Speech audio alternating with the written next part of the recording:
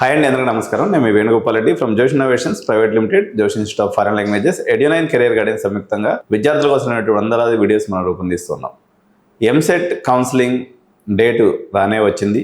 Verification రేపటి నుంచి start అవబోతుంది. విద్యార్థులు తల్లిదండ్రులు ప్రీవియస్గా వచ్చినటువంటి ర్యాంక్స్ను పట్టుకొని ఎక్కడికి వెళ్దాం, అటు ఉందామా అని చెప్పేసి చాలా సందిగ్ధంగా యూట్యూబ్లో, ఇన్స్టాగ్రామ్లో, ఫేస్బుక్లో చూస్తూ ఉన్నారు. ఈరోజు హైదరాబాద్ని 5 మేజర్ డివిజన్స్గా తీసుకున్నప్పుడు city division, Maisammaguda division, Ghatkesar division, Ibrahimpatnam division మరియు నాగార్జున సాగర్ డివిజన్ ఇట్లా తీసుకున్నప్పుడు నాగార్జున సాగర్ డివిజన్లో న్యూ ఇన్నోవేషన్తో, న్యూ పెడగాగితో ఒక కొత్త పుంతలు తొక్కుతున్నటువంటి Sridatta group of institution chairman Panduranga Reddy సార్తో మనం ఉన్నాం. Welcome to our studio sir. నమస్కారం అండి. అయితే ఈరోజు యాక్చువల్గా సార్ యొక్క ప్రస్థానం చాలా స్ఫూర్తిదాయకమైనటువంటి ప్రస్థానం అనమాట. సార్ యాక్చువల్గా ఈ ఇన్స్టిట్యూషన్ పెట్టడానికి ఎటువంటి మోటో ఉండే, మొత్తం ఈ శ్రీదత్త గ్రూప్ ఆఫ్ ఇన్స్టిట్యూషన్స్ యొక్క ప్రస్థానాన్ని, తను దీనికోసం పడినటువంటి శ్రమని తన మాటల్లోనే తెలుసుకుందాం. సార్ చెప్పండి సార్, ఎలా సాగింది మీ జర్నీ? ఒక అకాడమిక్ ఇన్స్టిట్యూషన్ స్టార్ట్ చేయాలన్నట్లయితే విజన్, మిషన్ ఒకటే కాదు, చాలా శ్రమ, చాలా ఒడిదుడుకులు, చాలా విజయాలు, ఇలా ఎన్నో మీరు చూసుంటారు. So it's a long journey. మీ యొక్క అకాడమిషియన్గా తెలంగాణ హైయర్ ఎడ్యుకేషన్ ఏరియాలో మీరు సుపరిచితమైనటువంటి వ్యక్తి. సో మీ యొక్క ప్రస్థానాన్ని మా ప్రేక్షకుల కోసం ఒకసారి చెప్పండి సార్. చాలా సంతోషం అండి మీరు రావడము. అంటే మీ ద్వారా మేము ఈ విధంగా ఇంట్రడక్షన్ జరగకుండా చాలా సంతోషం. మీ అందరికీ కూడా ధన్యవాదాలు. బేసిక్గా 2000 సంవత్సరంలో అప్పుడున్నటువంటి ప్రభుత్వం 501 జీవో ఒకటి తీసుకొచ్చింది. ఏంటంటే 501 జీవో ప్రకారం 48 ప్లేసెస్ ఐడెంటిఫై చేశారు. రెవెన్యూ డివిజన్స్ అనేది లోయెస్ట్ లిటరసీ రేట్ ఉన్నటువంటి మన యునైటెడ్ ఆంధ్రప్రదేశ్లో ఆ రెవెన్యూ డివిజన్స్ 48ని ఐడెంటిఫై చేశారు. ఆ చేసిన దాంట్లో మొట్టమొదటి వచ్చినటువంటి 13 కాలేజీల్లో మా కాలేజ్ ఒకటి. నేను మహబూబ్నగర్, పాత మహబూబ్నగర్ జిల్లా, ప్రస్తుతానికి కూడా నారాయణపేట అనేది అయితే ఉందో అది కూడా జిల్లా ఏర్పడింది. అది లోయెస్ట్ లిటరసీ రేట్ ఉన్నటువంటి ప్రాంతం. ఆ ప్రాంతంలో సర్వీస్ మోటివ్తోనే నేను అడ్వకేట్గా ప్రాక్టీస్ చేసేవాడిని మహబూబ్నగర్లో, రంగారెడ్డి కోర్టు రెండిట్లోనూ. సో ఒక సోషల్ సర్వీస్ అంటూ మంచిది అని జరగాలి సొసైటీకి అంటే విద్య అనేది ఒకటి ఉంది. సో మామూలుగా స్కూల్స్, జూనియర్ కాలేజీలు, డిగ్రీ కాలేజీలు అప్పటిగా దండిగా ఉన్నాయి కాబట్టి టెక్నికల్ ఎడ్యుకేషన్ అనేది అప్పట్లో చాలా ప్రాబ్లం. 90sలో కానివ్వండి, 2000sలో ఏంటంటే ఒక గ్రామం నుంచి కానివ్వండి, బ్యాక్వర్డ్ ఏరియా నుంచి, లేకపోతే ఒక రైతు కుటుంబం నుంచి కానీ, ఒక చిన్న చిన్న కుటుంబాల నుంచి, మధ్య తరగతిలో ఉన్నటువంటి కుటుంబాలకి ఇంజనీరింగ్ విద్య అంటే చాలా అది అరుదు. అసలు అది మనకు అందని ద్రాక్ష పండ్ల అనేది అటువంటి సిచ్యువేషన్ అప్పుడు. సో ఆ సిచ్యువేషన్లో నేను మహబూబ్నగర్, నారాయణపేట సెలెక్ట్ చేసుకొని అక్కడ కాలేజ్ పెట్టడం జరిగింది. 2001లో ఎస్టాబ్లిష్ చేశాను అక్కడ. 2001 నీట్స్, NITS అనేది nits college, Narayanpet institute of technology and science అనేది. చేసిన తర్వాత అది 3 years చాలా గ్రాండ్గా జరిగింది. అక్కడ కూడా ఇప్పటికి కూడా ఆ క్యాంపస్ అట్లాగే ఉంది. 36 acres campus with 1,20,000 SFT building ఉంటుంది. సో బాగా జరిగింది. 3rd year వచ్చేటప్పటికి ఏంటంటే అర్బన్ అగ్లోమరేషన్లో అప్పుడు మళ్ళీ గవర్నమెంట్ బ్యాక్ డోర్లో చాలా మటు కాలేజీలు వచ్చాయి. ఒక అనుకోకుండా పొలిటికల్ డెసిషన్, ముందు ఉన్నటువంటి డెసిషన్ మారిపోయి అర్బన్లో కూడా కాలేజీలు ఇవ్వడం అనేది మొదలుపెట్టారు 22 నుంచి. బాగా పెట్టేటప్పటికి ఏమైందంటే 2023కి వచ్చేటప్పటికి అడ్మిషన్స్ బాగా తగ్గిపోయాయి. సో 2023, 24, 25 వరకు కూడా నేను ఫ్రంట్లో ఉండి ఈ అసోసియేషన్ దీని ద్వారా ఫైట్ చేశాము. ఇది బేసిక్గా ఏంటంటే అప్పుడున్నటువంటి ప్రభుత్వం ఏదైతే ఉందో 2000 సంవత్సరంలో 501 జీవో తీసుకొని 4th August 2000 ఆ డేట్న 501 జీవో తీసుకొచ్చారు. దాంట్లో 48 రెవెన్యూ డివిజన్స్ ఐడెంటిఫై చేశారు యునైటెడ్ ఏపీలో. ఏంటంటే లోయెస్ట్ లిటరసీ రేట్ ఉన్నటువంటి ప్రాంతాలు. సో ఆ ప్రాంతాల్లో ఏదైతే ఇంజనీరింగ్ కాలేజ్ ఎస్టాబ్లిష్ చేస్తే ఆ ప్రాంతం డెవలప్ అవుతుంది.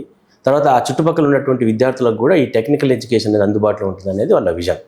ఆ విజన్ బేస్ చేసుకొని కూడా ఈ శ్రీదత్త విద్యా సంస్థలు వైజయంతి ఎడ్యుకేషన్ సొసైటీ ద్వారా ఒక విజన్ అండ్ మిషన్ ఏర్పరిచింది. Technical education to the weaker areas and weaker sections అనే ఉద్దేశంతోనే నేను స్టార్ట్ చేయడం జరిగింది.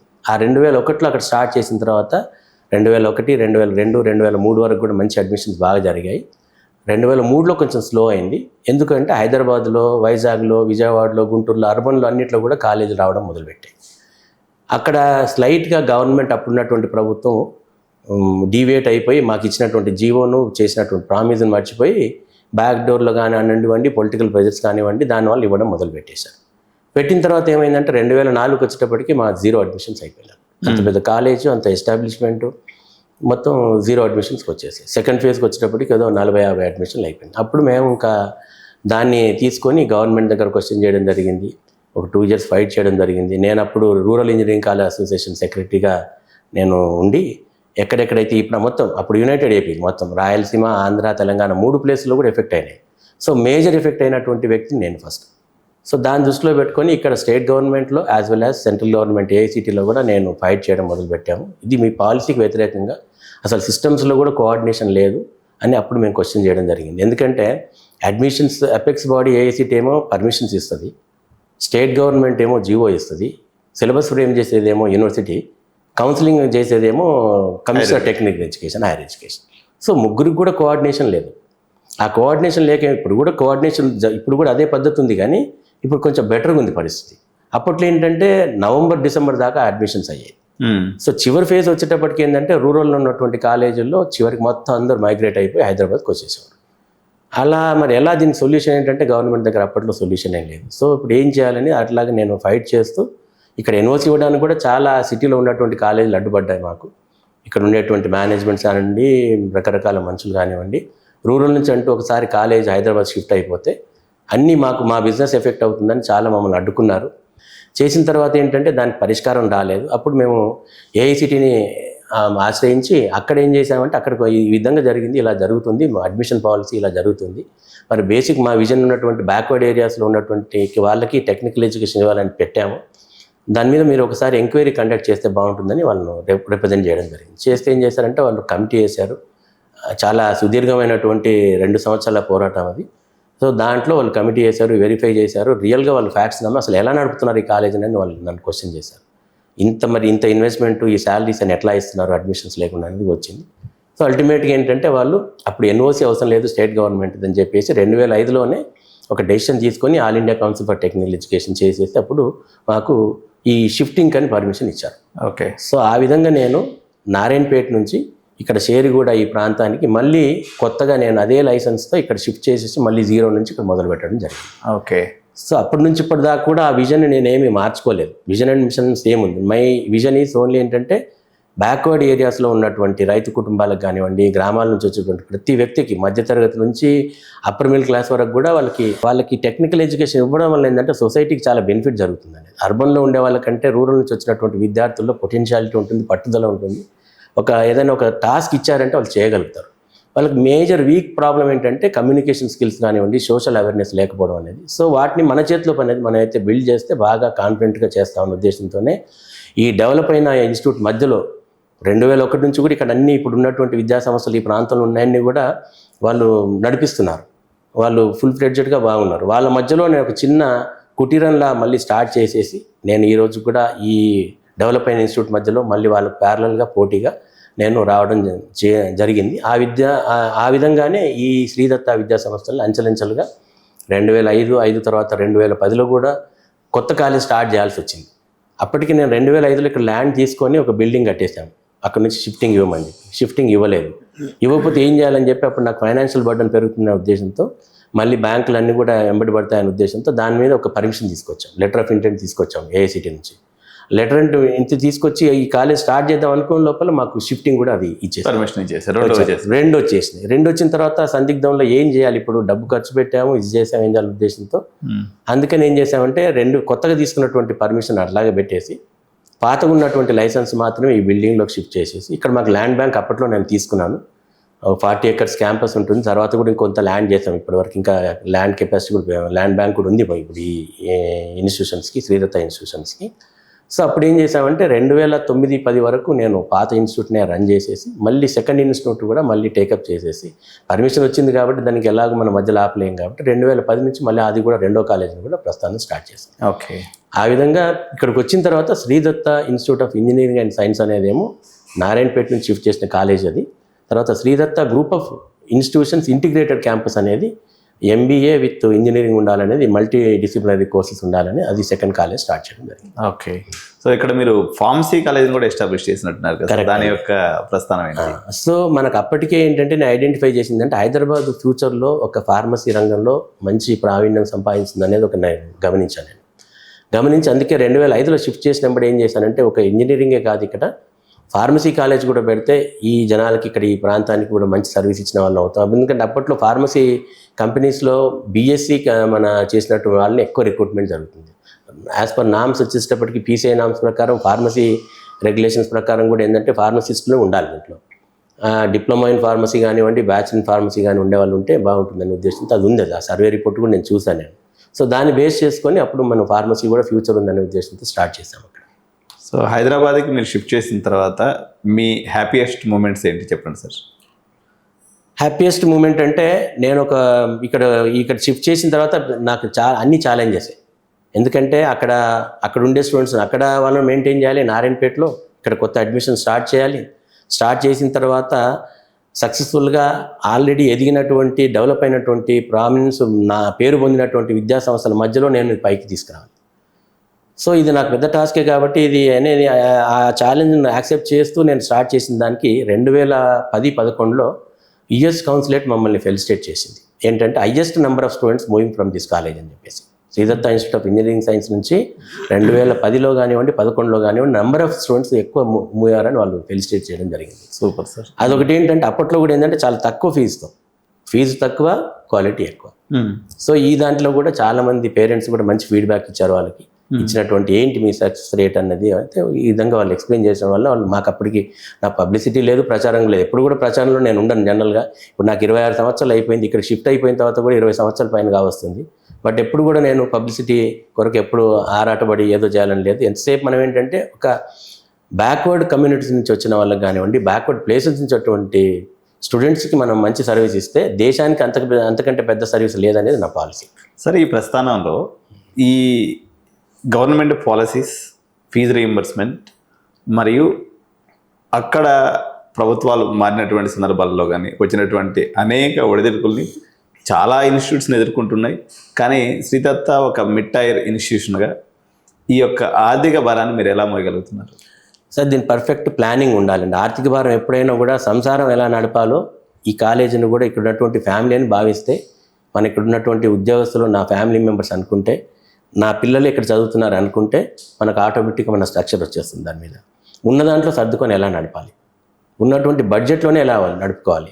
ఈ బడ్జెట్లో కూడా కన్స్టెన్స్ మీరు చాలా చక్కగా అడిగారు. ఏంటంటే 2007లో స్టార్ట్ అయినటువంటి ఈ ఫీజు రీయింబర్స్మెంట్ స్కీమ్ అనేది 2010-11 వరకు కూడా బాగానే జరిగింది. కానీ 2013 నుంచి ట్రబుల్ షూటింగ్ స్టార్ట్ అయిపోయింది. సో ఇది జరిగినప్పటి నుంచి మాకు అప్పటికే, ఎందుకంటే మేము సిస్టమేటిక్గా వెళ్తున్నాము, ప్రతిదీ ఒక ప్రణాళికతో 5 years 2 years అట్లా ప్రణాళికతో వెళ్ళేటప్పుడు ఎప్పుడైతే ఈ ఫీజు రీయింబర్స్మెంట్ అడ్డు తగులుతుందనేది నేను విజువలైజ్ చేశాను ముందే. చేసినందువల్ల ఏంటంటే మనకి ఇప్పుడు స్టూడెంట్ కొంతమంది డైరెక్ట్గా పేమెంట్ చేసేవాళ్ళు ఉంటారు. 30% మేనేజ్మెంట్ కానివ్వండి వాళ్ళు డైరెక్ట్ పేమెంట్ చేసేవాళ్ళు ఉంటారు. తర్వాత కౌన్సిలింగ్లో వచ్చిన వాళ్ళు కూడా పేమెంట్ చేసేవాళ్ళు ఉంటారు కొంతమంది, ఏది ఇన్కమ్ గ్రూప్లో ఉండేవాళ్ళు.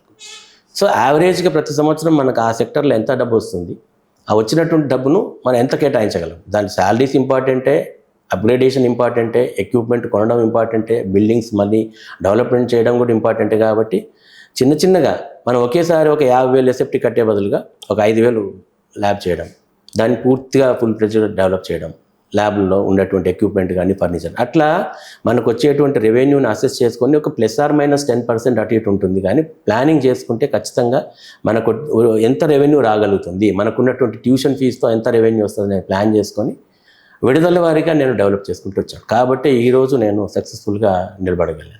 సో ఈ కాలేజీకి వచ్చిన తర్వాత నాకు ఒక ఇంట్రెస్టింగ్ పాయింట్ ఒకటి కనిపించింది సార్. దాదాపు తెలంగాణలో చాలామంది ఇంజనీరింగ్ కాలేజ్ చైర్మన్స్ వాళ్ళ పిల్లల్ని ఎక్కడెక్కడో పెట్టి చదివిస్తుంటారు. మీ బాబుని మీరు ఈ కాలేజీలో పెట్టి చదివించడం అంటే ఏం సందేశం ఇవ్వాలనుకుంటున్నారు మీరు సమాజానికి కానీ పేరెంట్స్కి? సో 2001లో నేను రూరల్లో నారాయణపేటలో కాలేజ్ స్టార్ట్ చేసినప్పుడు అప్పుడు కూడా నేను ఈ అసోసియేషన్లో ఈసీ మెంబర్గా ఉన్నాను. అప్పుడు మాల్కొండారెడ్డి గారు దానికి ప్రెసిడెంట్గా ఉన్నారు. వారు నన్ను డైనమిక్గా ఉన్నారు, యాక్టివ్గా ఉన్నారని చెప్పి నన్ను కూడా దాంట్లో కొత్తగా వచ్చినప్పుడు కూడా దాంట్లో ఈసీ మెంబర్కి తీసుకొని ప్రస్థానం స్టార్ట్ చేసిన తర్వాత 2002-03 అయిపోయిన తర్వాత ఏంటంటే ఈ ట్రబుల్ ఎలాగూ అడ్మిషన్స్ రూరల్ కాలేజీల్లో సీట్లు ఫిలప్ అవ్వక చాలా కాలేజీలు క్లోజ్ అయ్యాయి. సో దాని నుంచి కూడా మేము ఎప్పుడైతే ప్రభుత్వంతో సంప్రదింపులు జరిగేటప్పుడు ఒక డిస్కషన్ వచ్చేది. రూరల్ కాలేజీలు అంటే ఒక చులకన భావం ఉండేది. ఏంటంటే అక్కడ ఏం ఫెసిలిటీస్ ఉండవు, అక్కడ పాఠాలు సరిగ్గా చెప్పరు, టీచర్లు సరిగ్గా ఉండరు అనేది ఒక ప్రాపగండ. కానీ అది తప్పు అనేది నా ముందు నుంచి నా వాదమే. ఆ సిద్ధాంతానికి నేను పూర్తిగా తప్పది. మీరు అట్లానే కొంతమందితో నేను ఇప్పుడు కాలేజీల పేర్లు నేను చెప్పను, పెద్దవాళ్ళ పేర్లు చెప్పకూడదు, వాళ్ళతో నేను ఛాలెంజ్గా కూడా మాట్లాడాను. మాకు అలాట్ అయ్యేటటువంటి స్టూడెంట్స్ ఎవరైతే ఉంటారో స్టేట్లో లాస్ట్ ర్యాంక్స్ మాకు వస్తారు, వాళ్ళకు కూడా మేము ఈరోజు ప్లేస్మెంట్ చేయడానికి సిద్ధంగా ఉన్నాం, ప్లేస్మెంట్ ఇప్పిస్తున్నాం. మా విద్యార్థులు మీకు పంపిస్తాం, మీకు అలాట్ అయినటువంటి ఈరోజు టాప్లో ఉన్నటువంటి ఏమంటారు ఆల్రెడీ పాపులారిటీ ఉన్నటువంటి హైదరాబాద్లో పాపులారిటీ ఉన్నటువంటి ఆ విద్యార్థులు మాకు ఇవ్వండి, నేను ఆల్ ఇండియా ర్యాంక్స్లో తీసుకొచ్చి చూపిస్తాను మీకు అని కూడా అప్పుడు కొన్ని సందర్భాల్లో మా మీటింగ్స్ జరిగినప్పుడు లేకపోతే గవర్నమెంట్ కొన్ని సెమినార్స్ పెట్టినప్పుడు మాట్లాడినప్పుడు జరిగింది. సో నేను ఆల్రెడీ ఈ ప్రస్తావన 2006-05 వరకు చాలాసార్లు డయాస్ మీద చెప్పడం జరిగింది. సో మా అబ్బాయి కూడా 2007 సంవత్సరం వచ్చేటప్పటికి మా అబ్బాయి నా పెద్ద కొడుకు వాడు ఇంజనీరింగ్ చేయాలని అంబిషన్. సో ఇంజనీరింగ్ చేస్తా అన్నప్పుడు ఏంటంటే అక్కడ కోయంబత్తూరులో పిహెచ్డి కాలేజ్ అని ఒక ప్రొడక్షన్ ఇంజనీరింగ్ ఇవన్నీ కూడా బాగుంటుంది, అక్కడికి వెళ్ళాలని ప్లానింగ్ యాక్చువల్లీ. అడ్మిషన్ అంతా కన్ఫర్మ్ అయిపోయింది. అయిన తర్వాత మళ్ళీ ఏదో డిస్కషన్ వచ్చినప్పుడు నాకే క్వశ్చన్ వచ్చింది. అసలు నేను ఇంతకుముందు చెప్పాను నేను ఒక మాట అసోసియేషన్ తరఫున రూరల్ విద్యా సంస్థలు కానీ ఒక చులకన భావం ఉంది కాబట్టి మన కాలేజీల్లో మన పిల్లల్ని చదివించుకోకుండా బయట ఎక్కడో చదివించేసి మనం గొప్ప చెప్పుకుంటే మరి సమాజానికి మనం ఏం మెసేజ్ ఇస్తున్నాం అనేది నేనే కొంచెం ఆత్మవిమర్శ చేసుకొని సడన్గా మా అబ్బాయిని కన్విన్స్ చేసేసి నీకేంటి ఒకటే కండిషన్ చెప్పాను. మా అబ్బాయి కూడా వాడికి హ్యాట్స్ ఆఫ్. ఎందుకంటే నువ్వు చైర్మన్ కొడుకు అనే సంగతి కాలేజీలో ఎవరికి తెలియకూడదు. అసలు ఈ స్టూడెంట్ ఎవరు ఏంటనేది నీకు తెలియదు. యూ షుడ్ బి ఏ లే మ్యాన్, దట్స్ ఆల్ అంతే. నువ్వు నార్మల్గా సిటీ బస్సులు ఎక్కాలి, కాలేజ్కి వెళ్ళాలి, అటెండ్ అవ్వాలి, నీ డ్యూటీ నువ్వు చేసుకోవాలి. ఎక్కడ నీ ఫ్రెండ్కి కానీ ఎక్కడ తెలియదు. సో ఈ కండిషన్ పెడితే వాడు కూడా ఒప్పుకున్నాడు. సహజంగా సార్ ఇప్పుడు అదొక మీరు సమాజానికి మెసేజ్ ఇస్తూ ఆ రకంగా ఏదైతే బాబుని ఇక్కడ చదివించుకున్నారో, సో నేను 2 times ఇక్కడ వస్తే మీరు క్యాంటీన్ భోజనం తీసుకొచ్చి మాకు పెట్టడం జరిగింది. మేము ఈరోజు కూడా మీతో కలిసి బ్రేక్ఫాస్ట్ చేసాము. అంటే ఏదో అతీతమైన వ్యక్తులు అని చాలామంది ఇంజనీరింగ్ కాలేజ్ చైర్మన్స్ భావిస్తూ ఇటు పిల్లలకు కానీ లేకపోతే వ్యవస్థలకు కానీ దూరంగా ఉంటుంటారు అన్నమాట. అంటే మీరు ఈ మమేకమై ఉండటం అనేటువంటి భావన దాని యొక్క ఉద్దేశం? దాని ఉద్దేశం ఒకటేనండి. నేను మొదట్లోనే చెప్పాను, నేను ఇక్కడ చేరినటువంటి విద్యార్థులు అంటే నా పిల్లలు, ఇక్కడ పనిచేసే ఎంప్లాయీస్ అంటే మా ఫ్యామిలీ. శ్రీదత్త ఫ్యామిలీ అంటాను ఎప్పుడు కూడా నేను. మా విద్యార్థులను కానీ మా డయాస్ మీద మాట్లాడేటప్పుడు మీరు ఉద్యోగం సంపాదించి బయటికి వెళ్ళినా లేదు మీరు ఉద్యోగం సంపాదించకుండా ఎక్కడ బయట ఉన్నా కూడా ఎప్పుడైనా శ్రీదత్త మీ ఫ్యామిలీ ఉందని గుర్తుపెట్టుకొని చెప్తుంటాను నేను. మా విద్యార్థులకు ప్రతిసారి డైలాగ్ చెప్తుంటాను. అట్లాగే మరి ఎప్పుడైతే మన విద్యార్థి మన ఫ్యామిలీ అనుకున్నప్పుడు మనం తినే ఫుడ్ ఎలా ఉండాలి, పిల్లలు తినే ఫుడ్ ఎట్లా ఉండాలి, డిఫరెన్షియేషన్ ఉండకూడదు. కాబట్టి ప్రతిదీ కూడా ఏంటంటే మొదట్లో మేము కాంటాక్ట్ ఇచ్చాము, ఇస్తే అది సరిగ్గా వాళ్ళు మెయింటైన్ సరిగ్గా చేయట్లేదు, క్వాలిటీ ఫుడ్ లేదని నాకు డౌట్ వచ్చింది. సో కంపల్సరీ నేను ఏదో టైం వచ్చి భోజనం చేస్తా అనేది మాత్రం పెట్టాను. ఇక్కడ పిల్లలతోనే తినాలి నా పద్ధతి.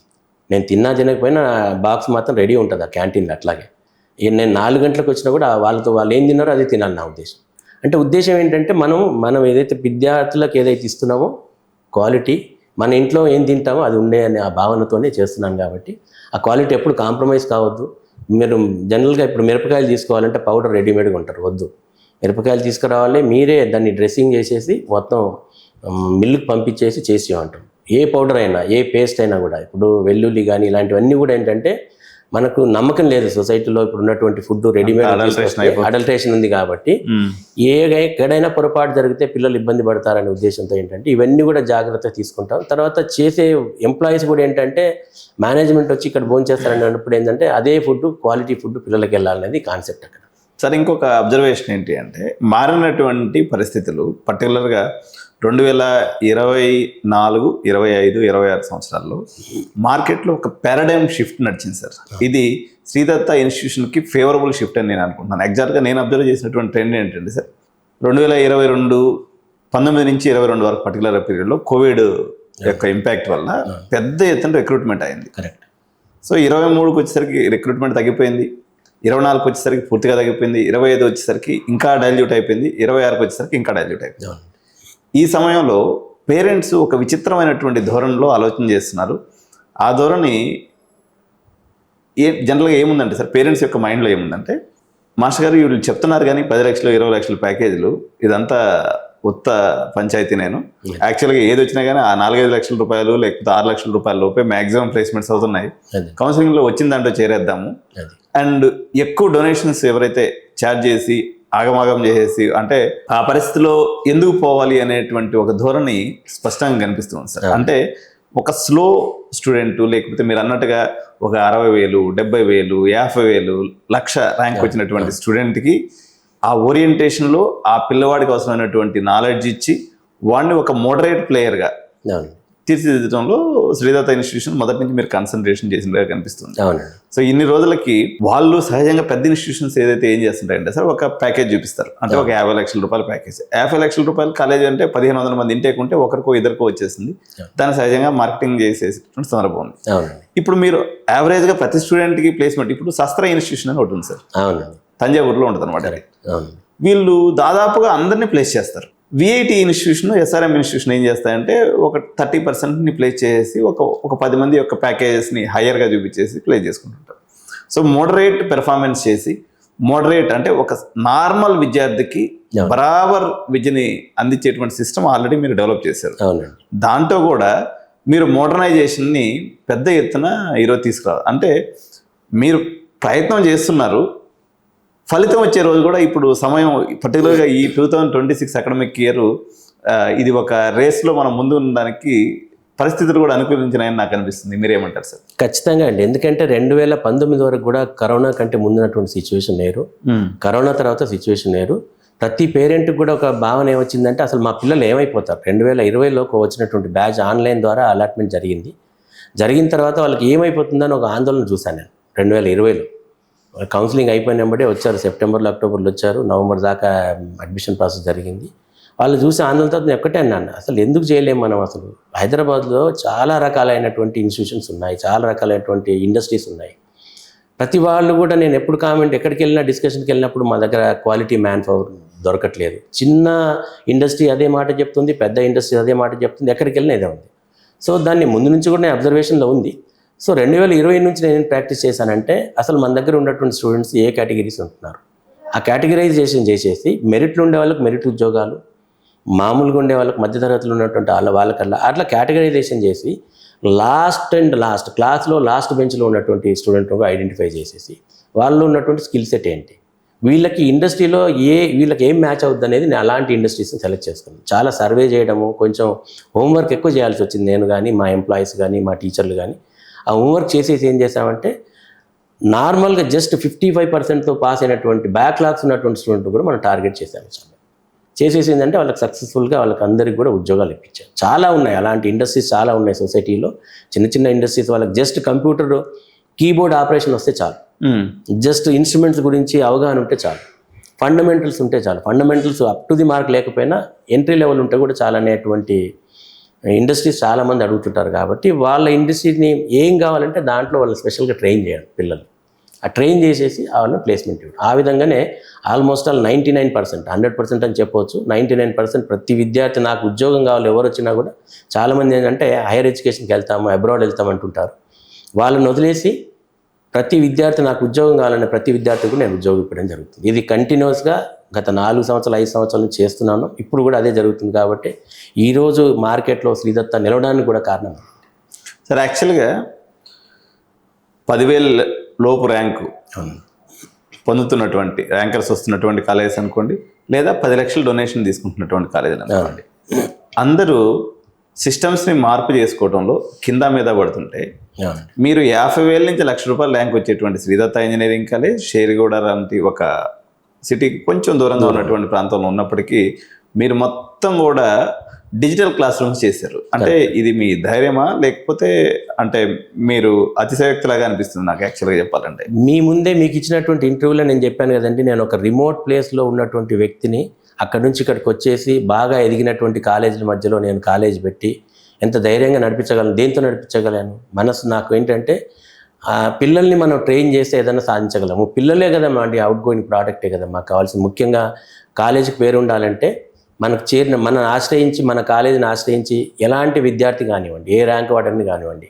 వచ్చి చేరి నాకు ఈ నమ్మకంతో వచ్చిన వాడిని మనం వాడికి సర్వ్ చేసి పంపిస్తేనే మన గౌరవం పెరుగుతుందనేది నా పాలసీ. అది నేను ముందు నుంచి కూడా నమ్ముతున్నాను. ఇప్పుడు నారాయణపేటలో ఉన్నప్పుడు నమ్మాను, షిఫ్ట్ అయినప్పుడు అదే నమ్మాను, ఇప్పుడు కూడా అదే నమ్ముతున్నాను. మనకి ఇక్కడ చేరినటువంటి విద్యార్థికి పర్ఫెక్ట్గా ఎప్పుడైతే మనం వాళ్ళ మనసులో ఉన్నటువంటి కోరికను తీర్స్తామో అది మనం నిలబెడుతుంది అనేది పాలసీ అండి. సార్ ఓవరాల్గా గ్లోబల్ ఏరియాలో జరుగుతున్నటువంటి సిచ్యువేషన్స్లో కానీ, లేకపోతే తెలంగాణ విద్యా వ్యవస్థలో ఉన్నటువంటి సిచ్యువేషన్స్ కానీ ఎటువంటి మార్పులు ఇంకా వస్తే బాగుండు అని మీకు 20 ఏళ్ళ ప్రస్థానంలో అనిపించింది? పర్టికులర్గా మీ మనసులో ఉన్నటువంటి భావనలు ఏంటి? విద్యార్థులని మనం వాళ్ళ అటెన్షన్ని కాలేజీలో క్లాస్కి అటెన్షన్ వాళ్ళ క్లాస్ మీద కానివ్వండి, ల్యాబ్ మీద కానివ్వండి, ఎప్పుడైతే వాళ్ళ అటెన్షన్ మనం చేయగలుగుతామో సక్సెస్ అవుతామండి. సో ఇప్పుడు అటువంటి ప్రజెంట్ మా సిచ్యువేషన్లు ఏంటంటే ఈ డిజిటలైజేషన్లో టీవీలు కానివ్వండి, సినిమాలు కానివ్వండి, సోషల్ మీడియా కానివ్వండి, వీటన్నిటి ద్వారా చాలా పొల్యూషన్ ఎక్కువైపోతుందండి. సో ఎవరిని బ్లేమ్ చేయట్లేదు, పిల్లలు దాన్ని మంచిగా వాడుకుంటే చాలా ఉన్నత స్థాయికి వెళ్తున్నారు. అది చెడు అలవాట్లకు దారి తీసేటువంటి కొన్ని అడ్వర్టైజ్మెంట్స్, కొన్ని యాడ్స్, కొన్ని వ్యవహారాలు జరుగుతున్నాయి కాబట్టి వాటి వల్ల చెడిపోయే అవకాశం కూడా ఉంది. కాబట్టి వీటన్నిటిని మనం వాళ్ళకు కాలేజీలోకి వస్తారు, ఏదో విధంగా కాలేజీలోకి అయితే మార్నింగ్ అయితే బయలుదేరి వస్తారు. ఇక్కడికి వచ్చిన తర్వాత అన్ని ఫెసిలిటీస్ వాళ్ళకి ఇవ్వాలి. ఇక్కడ స్పోర్ట్స్ కానీ, గేమ్స్ కానీ, క్లాస్ రూమ్ కానీ, ల్యాబ్ కానీ, అంటే వాడి ఒక ఎంటర్టైన్మెంట్ ప్లేస్ లాగా ఉండాలి, చదువుకోవాలి. సో మరి ప్రతి స్టూడెంట్ కూడా ఈరోజు పుస్తకం చదవమంటే చదవట్లేదు, రాయమంటే రాయట్లేదు. అసలు రాయకుండా చదవకుండా విద్య నేర్చుకోవడం అనేది చాలా కష్టం. ఎంత డిజిటలైజేషన్ వచ్చినా, ఎంత మోడర్న్గా వచ్చినా కూడా మనిషికి అనేది బ్రెయిన్ సరిగ్గా పనిచేయాలి, స్టూడెంట్ బాగా యాక్టివ్గా ఉండాలంటే చదవడం, రీడింగ్ అనేది చాలా కంపల్సరీ అవసరం. అది తర్వాత రాయడం అనేది కూడా రన్నింగ్ నోట్స్, ఏదైనా టీచర్ ఒక లెక్చర్ ఏదైనా వింటున్నామంటే ఆన్లైన్లో కానీ వింటున్నామంటే రాయడం అనేది చాలా ఇంపార్టెంట్. వీటన్నిటికి దూరం అవుతున్నారు. మా జీవితం అంతా, మా పుస్తకం, మా లైఫ్ అంతా మొత్తం మా మొబైలే అంటున్నారు. నాట్ ఈవెన్ ల్యాప్టాప్ అనట్లేదు, మొబైల్లోనే ప్రపంచం అంతా ఉందనే దాంట్లో ఉన్నారు. కాబట్టి దాన్ని గమనించి వాటికి ఏం చేస్తే వాళ్ళని డైవర్ట్ చేయగలుగుతాం. సో క్లాస్ చెప్పేటప్పుడు సినిమా చూడాలంటే డిజిటల్లో బాగా, టీవీలో బాగా సినిమా చూస్తున్నారు. మరి ఏ నాటకం అయినా ఏది చేసినా కూడా ఎంజాయ్ చేయాలంటే స్క్రీన్ మీద బాగా ఎంజాయ్ చేస్తున్నారు. కాబట్టి ఆ స్క్రీన్ ద్వారానే పాఠాలు ఎందుకు చెప్పొద్దు, ఆల్రెడీ ఉన్న సిస్టమ్స్ ఉన్నాయి మనకి. కాకపోతే అరుదుగా ఒక ఇంపార్టెంట్ క్లాసెస్కి లేకపోతే సెమినార్స్ జరిగినప్పుడు చేయడం.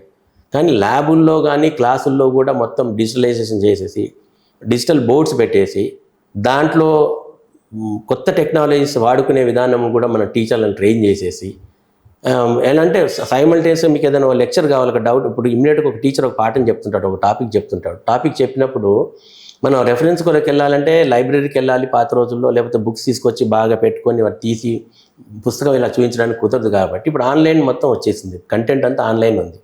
పాఠం చెప్తూ ఐఐటి ప్రొఫెసర్ ఈ విధంగా ఈ ఆర్టికల్ రాశారు, ఈ విధంగా ఉంది, ఈ రీసెర్చ్ ఈ విధంగా జరిగిందని కూడా ఆన్లైన్లో డిజిటల్ బోర్డు మీద ఇవన్నీ కూడా ఇంటరాక్ట్ చేయడానికి అవకాశం ఉంటుంది.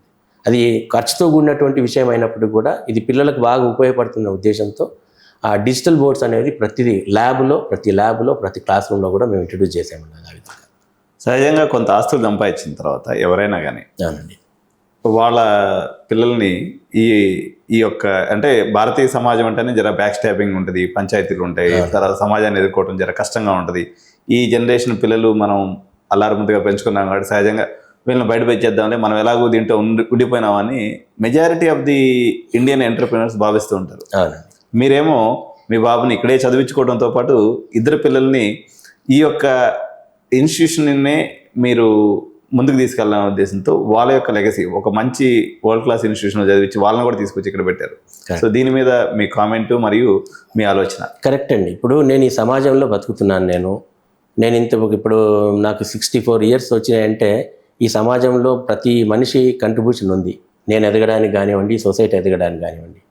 సో ఇంత ఎదిగిన తర్వాత నాకు భగవంతుడు అనేవాడు ఈ నాలెడ్జ్ ఇచ్చి, ఇంత వ్యవస్థనిచ్చి, ఇది ఎస్టాబ్లిష్ చేసిన తర్వాత 10 మందికి మనం సర్వీస్ చేయాలనేది మా భావన ఎప్పుడు కూడా, మా విజన్ అండ్ మిషన్ కూడా అదే. సో మరి నేను చేశాను కాబట్టి నా పిల్లలు కూడా అలా చేయాలనేది ఉంది. అందుకనే వాళ్ళంటే మంచి ఉన్నతమైన చదువులు చదువుకోవడానికి మంచి ప్రామినెంట్ యూనివర్సిటీస్లో చదువుకున్నారు. బెస్ట్ ఎగ్జాంపుల్ మా రెండో అబ్బాయి తీసుకుంటే కూడా లండన్ స్కూల్ ఆఫ్ ఎకనామిక్స్ నుంచి గ్లోబల్ ఎంఎస్సీ ఇన్ మేనేజ్మెంట్ చేశాడు. బేసిక్ హైదరాబాద్లోనే చదువుకున్నాడు. ఎలక్ట్రానిక్ స్టూడెంట్ అతను. ఆ ఎలక్ట్రానిక్ స్టూడెంట్ ఈ ఎల్ఎస్సి చదువుకున్న తర్వాత అక్కడ మంచి ప్రాజెక్ట్స్ చేశాడు. వరల్డ్ బ్యాంక్ రిలేటెడ్ ప్రాజెక్ట్స్లో చేశాడు. చేసిన తర్వాత అతనికి ఏమనిపించిందంటే సివిల్ సర్వీస్ రాయాలనుకున్నాడు. లండన్ నుంచి ఇక్కడ వచ్చేసాడు. సివిల్ సర్వీస్ రాసేప్పుడు కూడా చెప్పాను, నువ్వు సిన్సియర్గా ఆనెస్ట్గా సర్వీస్ చేస్తా అంటేనే దాంట్లోకి వెళ్ళి ఉద్యోగానికి వెళ్ళి, లేకపోతే వద్దని చెప్పాను. అటెంప్ట్ చేశాడు, మెయిన్స్ 2 సార్లు రాశాడు. బట్ ఇంకా రాకపోతుంటే ఇంకా ఏజ్ ఇవన్నీ దృష్టిలో పెట్టుకుని అన్నాను, ఆ సర్వీస్ ఏదో చేయాలనుకుంటే అసలు ఇన్స్టిట్యూట్ చేసేసింది. మన ఇన్స్టిట్యూట్స్ ఉన్నాయి. ఒక రాబోయే రోజుల్లో మేము ఒక యూనివర్సిటీకి కూడా ఆల్రెడీ అప్లికేషన్ మూవ్ చేసాం, ప్రాసెస్లో ఉంది మనది. కాబట్టి వరల్డ్ క్లాస్ ఎడ్యుకేషన్ ఏదైతుందో మీరు నేర్చుకున్నారో ప్రామినెంట్ యూనివర్సిటీస్లో, వరల్డ్ క్లాస్ యూనివర్సిటీస్లో, ఆ విద్యను ఇక్కడ ఉన్నటువంటి విద్యార్థులకు అందుబాటులో తీసుకురావడం అనేది గొప్ప విషయం. మీకు అన్ని ఫెసిలిటీస్ ఉన్నాయి, మీకేం కొదవలేదు. ఒక మోడర్న్ కల్చర్లో బతకడానికి కానివ్వండి, లేకపోతే ఇంటర్నేషనల్ మార్కెట్లో అంటే యుఎస్, అమెరికా, యూకే వెళ్ళినప్పుడు ఒక లగ్జరీ సిస్టమ్కి అలవాటు పడ్డారు, కార్పొరేట్ స్టైల్కి అలవాటు పడ్డారు. సో దాన్ని కూడా ఏంటంటే ఇప్పుడు ఉన్నటువంటి పరిస్థితుల్ని మీరు దీన్ని కన్వర్ట్ చేయండి, మీరు మీ టాలెంట్ ఏందో అక్కడ చూపించండి. మీతో పాటు ఇక్కడ చదువుకునే ప్రతి విద్యార్థి కూడా ఆ వసతి కల్పించడానికి మీ టార్గెట్ ఉండాలంటే వాళ్ళు కూడా ఛాలెంజ్గా తీసుకున్నారు, యాక్సెప్ట్ చేసి అందుకని ఇద్దరిని కూడా చాలామంది అంటుంటారు మీలాగనే, ఏంటండి ఇద్దరిని ఒకే దాంట్లో పెట్టారు, ఇండస్ట్రీకి తీసుకెళ్ళలేదు, బయటికి తీసుకెళ్ళి. మనకు ఫెసిలిటీస్ ఉన్నాయి, బయట ఇండస్ట్రీస్ పెట్టుకోవడానికి అవకాశం ఉంది, రకరకాల ప్రొఫెషన్స్ చేయడానికి అవకాశం ఉంది. కానీ మనం 10 మందికి సొసైటీకి ఏదైనా చేయాలంటే ఎంతసేపు దేశానికి ఏదైనా చేయాలన్నప్పుడు ఆర్మీనో లేకపోతే నావలో ఇట్లాంటివే కాదు, మనం ప్రైవేట్గా వ్యవస్థ నడుపుతూ కూడా 10 మందికి ఎలా చేయొచ్చు అనేది ఒక సిద్ధాంతంగా పెట్టుకొని నడుపుతున్నాం. కాబట్టి నేను చేసింది ఒక మోడరేట్ లెవెల్ వరకే ఉంది, దీన్ని నెక్స్ట్ లెవెల్కి తీసుకెళ్లాలనేది మా పిల్లలకి నేను ఒక టార్గెట్ ఇచ్చి వాళ్ళని కూడా తీసుకురావడం జరిగింది. సహజంగా సార్, యాక్చువల్గా Sridatta institution location point of view observe చేసినప్పుడు ఉమ్మడి మహబూబ్ నగర్ మరియు నల్గొండ ఈ ప్రాంతాల నుంచి ఎక్కువ మంది విద్యార్థులు ఉన్నట్టు కనిపిస్తుంది. ఆల్రెడీ అవి వెనుకబాటు తనం కలిగినటువంటి జిల్లాలు, మొదటి నుంచి నారాయణఖేడ్ ఇవన్నీ కూడా. సో అక్కడ నుంచి ఇప్పుడు ఈ పర్టికులర్ కౌన్సిలింగ్లో అనుకోండి, లేకపోతే మేనేజ్మెంట్ సీట్స్ ద్వారా కానీ మీకు అప్రోచ్ అయ్యేటువంటి పేరెంట్స్కి ఒక చైర్మన్గా ఇప్పుడున్నటువంటి గ్లోబల్ సినారియోని కన్సిడర్ చేస్తూ వాళ్ళకి మీరు ఇచ్చేటువంటి సందేశం ఏంటి? ఒకటే అండి, నేను చాలా ముందు నుంచి కూడా చూస్తున్నాను, గత 25 సంవత్సరాల నుంచి కూడా చూస్తున్నాను, పేరెంట్స్ కానీ స్టూడెంట్స్ కానీ ఉండేటువంటి తపన ఏంటంటే నాకు ఉద్యోగం కావాలి, నేను ఉన్నత స్థాయిలో సెటిల్ అవ్వాలి. ఒక చిన్న తరగతి మిడిల్ క్లాస్ ఫ్యామిలీ లేకపోతే లోవర్ మిడిల్ క్లాస్ ఫ్యామిలీ తర్వాత అప్పర్ మిడిల్ క్లాస్ ఫ్యామిలీ కానీ ఇంకా కొంచెం పైగా ఉండేవాళ్ళు కూడా ప్రతి వాళ్ళ అంబిషన్ ఏంటంటే వాళ్ళ స్థాయికి తగ్గట్టుగా ఒక మంచి ఉద్యోగం సంపాదించాలి, ఒక మంచి ప్లేస్కి వెళ్ళాలి, మంచి కంట్రీకి వెళ్ళాలని ఉంటుంది. సో అది మీరు గొప్ప 20 లక్షలు 30 లక్షలు డొనేషన్లు కట్టి లేకపోతే టాప్ 10 కాలేజ్ అనేది అయితే అనుకుంటున్నారో అక్కడే చేరిపోయి వాళ్ళకి, లేకపోతే ఐఐటీలో చదువుకుంటేనే, IIITలో చదువుకుంటేనే, లేకపోతే NITలో చదువుకుంటేనే ఉద్యోగాలు వస్తాయనేది ఇవన్నీ భావన చాలా తప్పు. సొసైటీలో స్టూడెంట్లో ప్రతి వ్యక్తిలో ప్రతి మనిషిలో ఒక పొటెన్షియాలిటీ ఉంటుందండి, ఎనర్జీ ఉంటుంది. మీరు నార్మల్గా 35%తో పాస్ అయినటువంటి విద్యార్థులు కూడా ఏదైనా ఒక పొటెన్షియాలిటీ ఉంటుందని నా కాన్సెప్ట్. అది నేను చదువుకున్నా, నేను సిద్ధాంతాలు చూశాను, చాలా ప్రాక్టికల్గా కూడా చూశాను. కాబట్టి ఆ పిల్లల్లో ఉండేటువంటి నైపుణ్యాన్ని మనం ఐడెంటిఫై చేసి ఆ ఏరియాలో వాళ్ళని ట్రైన్ చేస్తే ఖచ్చితంగా వాళ్ళకు కూడా కాన్ఫిడెన్స్ పెరుగుతుంది, వాళ్ళకు ఉద్యోగాలు వస్తాయండి. ఇప్పుడు నా దగ్గర వచ్చినటువంటి ర్యాంకులు చూస్తే నేను పబ్లిక్గా నేను చెప్పలేను, కానీ చాలామంది రెఫరెన్స్తో పరిచయాలతో వస్తుంటారు. ఎందుకంటే పొలిటికల్ కానివ్వండి, అఫీషియల్ కానీ చాలా అందమందితో నాకు రిలేషన్స్ ఉన్నాయి. మాకు పాండంగారెడ్డి మా విద్యార్థికి చాలా పెద్ద ర్యాంక్ వచ్చిందండి, మీరు ఏమన్నా మాకు అవకాశం కల్పిస్తే సంతోషంగా రండి అని చెప్తాను నేను. నన్ను నమ్ముకొని ఎవరైతే వచ్చారో, శ్రీదత్తాన్ని నమ్ముకొని ఎవరైతే వచ్చారో వాళ్ళకి ఎలాంటి ప్రస్తుతం మేము హెల్ప్ చేస్తాం సార్, అది ఇబ్బంది లేదు. నాకు ర్యాంకులతో 10,000 ర్యాంక్ ఉంటేనే నేను చేర్చుకుంటాను, లేకపోతే 90% ఉంటేనే చేర్చుకుంటాను అనేది నా పాలసీ కాదు. ఖచ్చితంగా నాకు నమ్మకం, శ్రీదత్తాకి వెళ్తే మంచి జరుగుతుందని నమ్మకంతో ఎవరు వచ్చినా కూడా వాళ్ళకి సర్వీస్ చేయడానికి సిద్ధంగా ఉండి ఆ విధంగా చేస్తున్నాను. కాబట్టి ఈరోజు లాస్ట్ ర్యాంక్స్ ఉన్న వాళ్ళని కూడా కొంతమందికి మేనేజ్మెంట్ ఇస్తుంటాను నేను సీట్లు. వాళ్ళకి బేసిక్ ఏంటంటే బిలో 50% అని కొంతమంది వస్తుంటారు, ఇంకా డౌన్ ట్రాడన్ ఉన్నటువంటి సోషల్ ఎకనామికల్లీ వీకర్ సెక్షన్స్ ఉన్నటువంటి పిల్లలు కూడా వస్తుంటారు. వాళ్ళకి ఏంటంటే బిలో 50% ఉంటారు.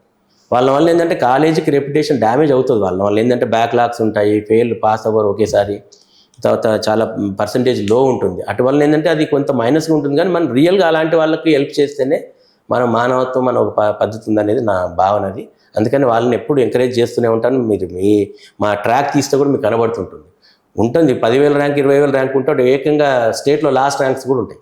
ఓకే, అవి ఏంటంటే మన మేనేజ్మెంట్లో మనం అలాంటి వాళ్ళకి ఇస్తున్నాం సీట్లు, ఎంకరేజ్ చేస్తున్నాము. సో యూనివర్సిటీ వర్క్స్ బాగా ఉధృతంగా నడుస్తున్నట్టున్నాయి సార్ క్యాంపస్లో గమనిస్తే.